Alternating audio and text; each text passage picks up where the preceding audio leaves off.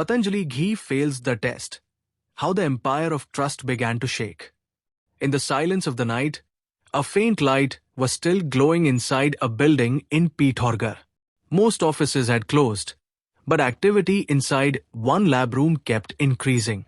The technician who had tested the ghee sample had both fear and shock clearly visible on his face. He picked up his file, adjusted his glasses, and slowly walked toward his senior officer. "Sir, please look at this report," he said. The officer took the paper, read it carefully for a few seconds, and suddenly his eyebrows tightened. He placed the report on the table, looked out the window, and almost whispered, "This is no ordinary report.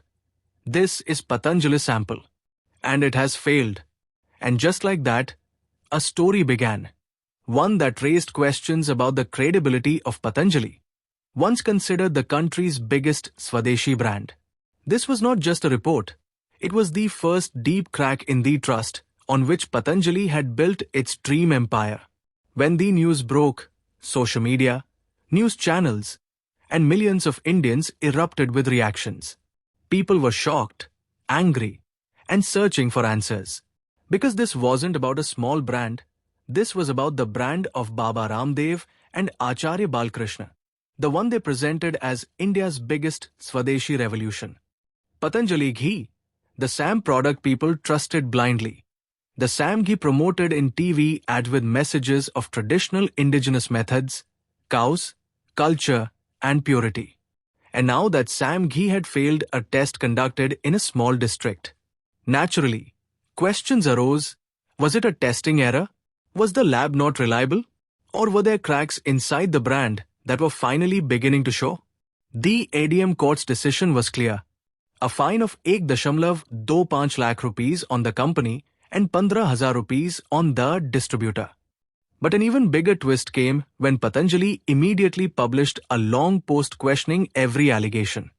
The company claimed that the reference lab used for the retest was not even approved by NABL to test dairy products like ghee, making the entire procedure flawed. Patanjali also said that the sample was tested after its expiry date, making it legally invalid. The company went on to call the process highly objectionable and even ridiculous, saying that a substandard lab had declared their best cow ghee as poor quality. This official response intensified the debate on social media, but it raised an even bigger question. If the lab is at fault every time, then why does a new controversy around some Patanjali product arise every few months? This is where the story becomes deeper. Today, whenever Patanjali gets caught in a controversy, it doesn't stand alone. Rather, a long line of past controversies stands beside it. Sometimes questions about purity in honey, sometimes violations in noodle rules, sometimes misleading claims in Ayurvedic medicines, and sometimes scientifically unverified assertions. But the real question is, why is this happening? Did it happen suddenly? Or is it the result of an internal weakness that has slowly grown and is now becoming public? To understand the answer, we need to go back to the time when Patanjali was at the peak of its popularity. Between 2015 and 2017, Patanjali had turned into a phenomenon. Whether biscuits, shampoo, Chyawanprash, toothpaste, noodles, or ghee, Patanjali dominated everywhere. The Indian middle class felt that the decades-long monopoly of foreign brother would finally end and domestic Swadeshi companies would rise. Emotions were high, nationalism was at its peak, and Patanjali perfectly captured that wave.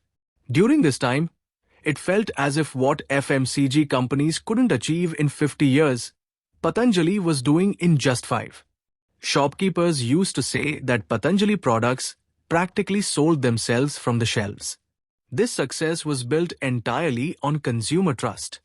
And when trust is earned, a business can fly like a rocket. But once that trust begins to shake, an entire empire can collapse. This very success placed Patanjali at a crossroads. One path was steady, scientifically validated, controlled expansion. The other path was rapid growth, aggressive ambition, and spreading into every possible category. Patanjali chose the second path, and that's where the cracks began. The first issue that emerged was quality consistency. When demand suddenly skyrockets and the supply chain isn't ready, the first thing to suffer is product quality. Complaints began to surface. Soap dissolving too quickly, fungus in biscuits, honey with an unusual color, shampoo becoming watery, and some people even questioning the smell of the ghee. In regions where there was a shortage of stock, low-quality local manufacturers would infiltrate the supply chain, and retailers would sell that inferior product under the Patanjali name.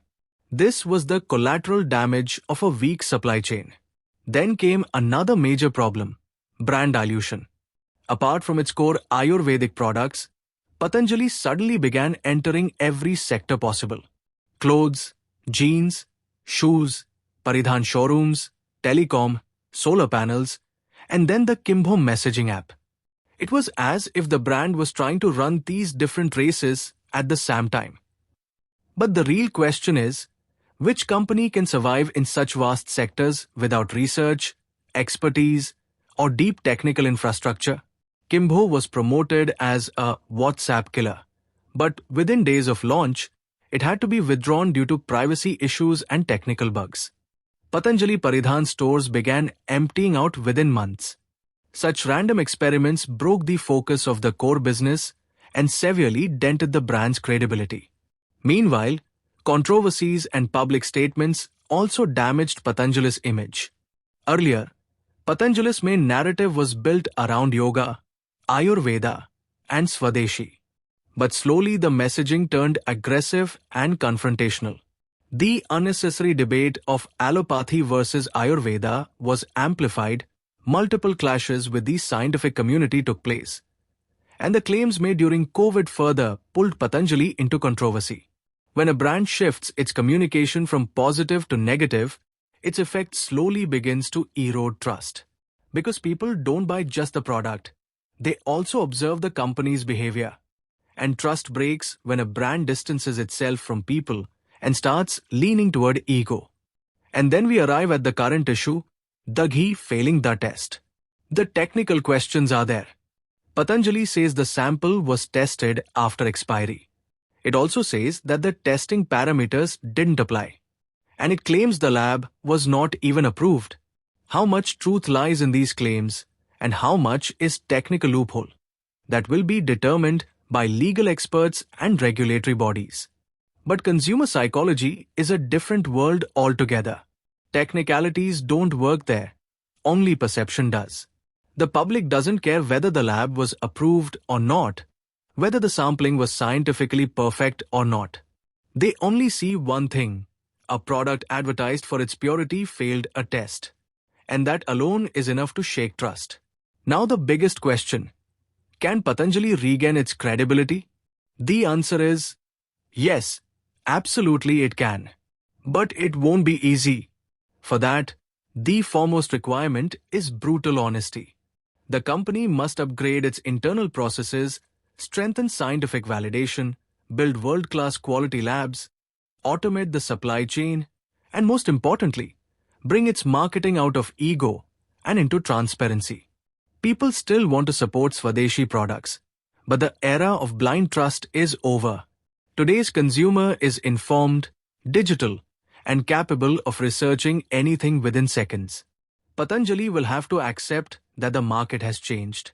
People no longer want just emotional appeal. They want scientific assurance, consistent quality, and clear communication. If the company refocuses on these pillars, it will not only make a comeback, but may emerge even stronger, capable of competing with rising global Ayurveda bratsa. But if controversies, hurried expansions, and unfocused experiments continue, then a day will come when Patanjali will turn into a case study in business schools: how overexpansion and quality lapses damaged India's biggest Swadeshi brand. This story is not just Patanjali's story. It is the story of every Indian company that forgets its fundamentals in the race for rapid growth. It is the story of trust. A trust that takes years to build but can break with just one report. And it reminds us that building a brand is easy, But maintaining a brand's credibility is the toughest battle of all. If our video has taught you something new, do not forget to like and share this video so that this information can reach others as well. Your likes and shares are a source of inspiration for us. If you have any questions or suggestions, please let us know in the comments.